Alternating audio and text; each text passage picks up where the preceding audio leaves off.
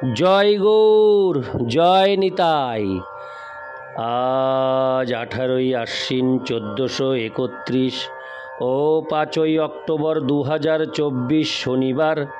আজ আমি চৈতন্য চরিতামৃত পাঠ করছি। আজ আমি পাঠ করছি চৈতন্য চরিতামৃতের আদি লীলা অষ্টম অধ্যায়। গ্রন্থকারের কৃষ্ণ গুরু ও বৈষ্ণবের আজ্ঞা গ্রহণের শ্লোক 49 থেকে 60। নারায়ণ হে নারায়ণ,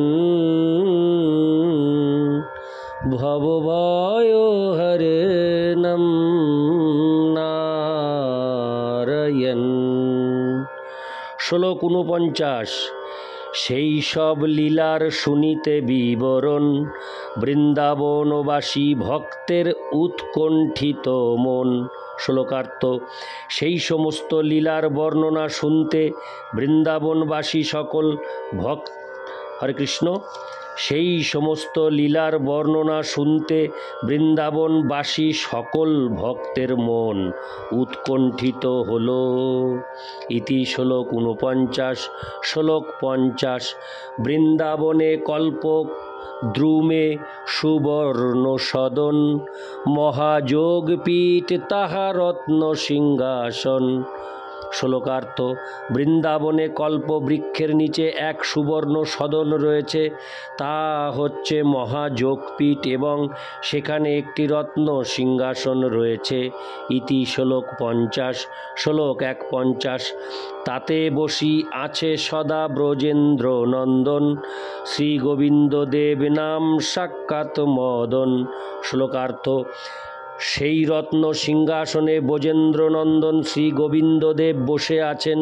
তিনি হচ্ছেন সাক্ষাৎ অপ্রাকৃত কামদেব। ইতি শ্লোক 51।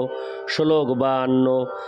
রাজসেবা হয় তাহা বিচিত্র প্রকার, দিব্য সামগ্রী দিব্য বস্ত্র অলঙ্কার। শ্লোকার্থ: সেখানে দিব্য সামগ্রী দিব্য বস্ত্র ও দিব্য অলঙ্কার দ্বারা শ্রী গোবিন্দদেবের রাজকীয় সেবা হয়। ইতি শ্লোক 52। শ্লোক 53। সহস্র সেবক সেবা করে অনুক্ষণ, সহস্র বদনে সেবা না যায় বর্ণন। শ্লোকার্থ: সেই গোবিন্দজির মন্দিরে হাজার হাজার সেবক ভক্তি সহকারে গোবিন্দজির সেবা করেন, এমনকি সহস্র বদনেও সেই সেবা বর্ণনা করা যায় না। ইতি শ্লোক 53। শ্লোক 54। সেবার অধ্যক্ষ শ্রী পণ্ডিত হরিদাস, তার যশ গুণ সর্বজগতে প্রকাশ। শ্লোকার্থ: সেই মন্দিরের প্রধান সেবক হচ্ছেন হরিদাস পণ্ডিত, তার গুণ ও যশ সর্বজগতে বিদিত। তাৎপর্য: গদাধর পণ্ডিতের শিষ্য অনন্ত আচার্য এবং তার শিষ্য ছিলেন হরিদাস পণ্ডিত। ইতি শ্লোক 54। শ্লোক 55। সুশীল সহিষ্ণু শান্ত বদান্য গম্ভীর, মধুর বচন মধুর চেষ্টা মহাধীর। শ্লোকার্থ: তিনি ছিলেন সুশীল সহিষ্ণু শান্ত বদান্য গম্ভীর, তার বাণী ছিল মধুর এবং তার আচরণ ছিল মহাধীর। ইতি শ্লোক 55। শ্লোক 56। সবার সম্মান কর্তা করেন সবার হিত, কৌটিল্য মাৎসর্য হিংসা না জানে তার চিত। শ্লোকার্থ: তিনি ছিলেন সকলের প্রতি শ্রদ্ধাশীল এবং তিনি সকলের হিত সাধন করতেন। কুটিলতা মাৎসর্য এবং হিংসার লেশও তার হৃদয়ে ছিল না। ইতি শ্লোক 56। শ্লোক 57। কৃষ্ণের যে সাধারণ সদ্গুণ 50, সেসব গুণের তার শরীরে নিবাস। শ্লোকার্থ: শ্রীকৃষ্ণের যে সাধারণ 50টি গুণ তা সবই তার শরীরে প্রকাশিত ছিল। তাৎপর্য: ভক্তি রসামৃত সিন্ধু গ্রন্থে শ্রীকৃষ্ণের অপ্রাকৃত গুণগুলি বর্ণনা করা হয়েছে। তার মধ্যে 50টি গুণ হচ্ছে সাধারণ, অয়ং নেতা, সুরম্যাঙ্গ প্রভৃতি, এবং স্বল্প পরিমাণে এই সমস্ত গুণগুলি শ্রী হরিদাস পণ্ডিতের শরীরে বর্তমান ছিল। যেহেতু প্রতিটি জীবই হচ্ছে পরমেশ্বর ভগবানের অংশ, তাই শ্রীকৃষ্ণের এই 50টি সদ্গুণ স্বল্প পরিমাণে প্রতিটি জীবের মধ্যেই মূলত বর্তমান।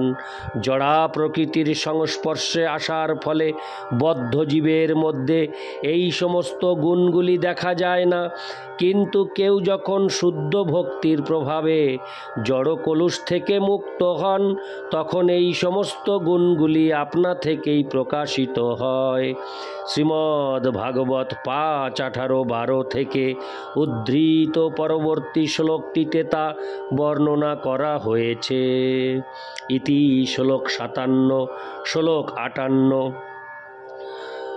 যস্যাস্তি ভক্তির ভগবত্ত কিঞ্চনা সর্বৈর্গুণৈস্তত্র সমাসতে সুরা হরাবো ভক্তস্য কুতো মহোদ গুণা মনোরথেনা সতী ধাবত বহি।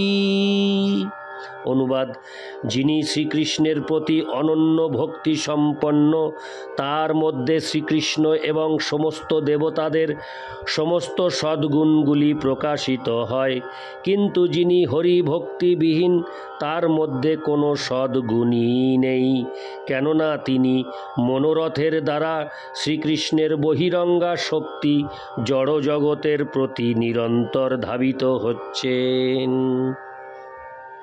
ইতি শ্লোক 58, শ্লোক 59। পণ্ডিত গোসাঙ্গীর শিষ্য অনন্ত আচার্য, কৃষ্ণ প্রেমময় তনু উদার সর্ব আর্য। শ্লোকার্থ: অনন্ত আচার্য ছিলেন গদাধর পণ্ডিতের শিষ্য। তার শ্রীঅঙ্গ অনুক্ষণ কৃষ্ণ প্রেমে মগ্ন থাকত। হরে কৃষ্ণ। তার শ্রীঅঙ্গ অনুক্ষণ কৃষ্ণ প্রেমে মগ্ন থাকত। তিনি ছিলেন অত্যন্ত উদার এবং সর্বতোভাবে উত্তম। ইতি শ্লোক 59, শ্লোক 60। তাহার অনন্ত গুণ কে করু প্রকাশ, তার প্রিয় শিষ্য ইহ পণ্ডিত হরিদাস। শ্লোকার্থ: অনন্ত আচার্য ছিলেন সমস্ত সদ্গুণের আধার। তার মাহাত্ম্য বিচার করার ক্ষমতা কারও ছিল না। এই হরিদাস পণ্ডিত ছিলেন তার অত্যন্ত প্রিয় শিষ্য। তাৎপর্য: শ্রীল ভক্তি সিদ্ধান্ত সরস্বতী ঠাকুর তার অনুভাষ্যে বর্ণনা করেছেন যে শ্রী অনন্ত আচার্য হচ্ছেন শ্রী চৈতন্য মহাপ্রভুর নিত্য পার্ষদ। পূর্বে কৃষ্ণলীলায় অনন্ত আচার্য ছিলেন অষ্টসখীর একজন, সুদেবী নাম্নী সখী। গৌর গণোদ্দেশ দীপিকায় 165 তার বর্ণনা করে বলা হয়েছে, অনন্তাচার্য গোস্বামী যা সুদেবী পুরা ব্রজে। অনন্ত আচার্য গোস্বামী পূর্ব লীলায় ছিলেন ব্রজের সুদেবী নাম্নী গোপী। জগন্নাথপুরী বা পুরুষোত্তম ক্ষেত্রে গঙ্গা মাতা মঠ নামক একটি মঠ রয়েছে এবং সেটি অনন্ত আচার্য প্রতিষ্ঠা করেন। তাদের গুরু পরম্পরায় ইনি বিনোদ মঞ্জুরি বলে উক্ত আছেন। তার এক শিষ্য হচ্ছেন হরিদাস পণ্ডিত গোস্বামী, যিনি শ্রী রঘু গোপাল ও রাস মঞ্জুরি নামে পরিচিত। তার শিষ্যা লক্ষ্মীপ্রিয়া ছিলেন পুটিয়ার রাজকন্যা গঙ্গা মাতার মাতুলানি। গঙ্গা মাতা জয়পুরের কৃষ্ণ মিশ্রের কাছ থেকে শ্রী রসিক রায় নামক শ্রীকৃষ্ণের বিগ্রহ এনে জগন্নাথপুরীতে সার্বভৌম ভট্টাচার্যের গৃহে প্রতিষ্ঠা করেন। শ্রী অনন্ত আচার্যের পঞ্চম অধস্তন হচ্ছেন শ্রী বনমালী। ষষ্ঠ অধস্তন হচ্ছেন শ্রী ভগবান দাস, যিনি ছিলেন একজন বাঙালি। সপ্তম অধস্তন হচ্ছেন মধুসূদন দাস, তিনি ছিলেন উড়িয়া। অষ্টম অধস্তন হচ্ছেন নীলাম্বর দাস। নবম অধস্তন হচ্ছেন শ্রী নরোত্তম দাস।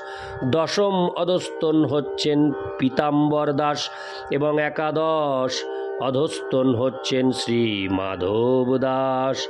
তার দ্বাদশ অধস্তন এখন গঙ্গা মাতা মঠের মহান্ত। হরে কৃষ্ণ। তার দ্বাদশ অধস্তন এখন গঙ্গা মাতা মঠের মহান্ত। ইতি শ্লোক 60। নারায়ণ হে নারায়ণ ভবভয় হরণম নারায়ণ। জয় গৌর, জয় নিতাই, রাধে রাধে, হরে কৃষ্ণ, হরি বল।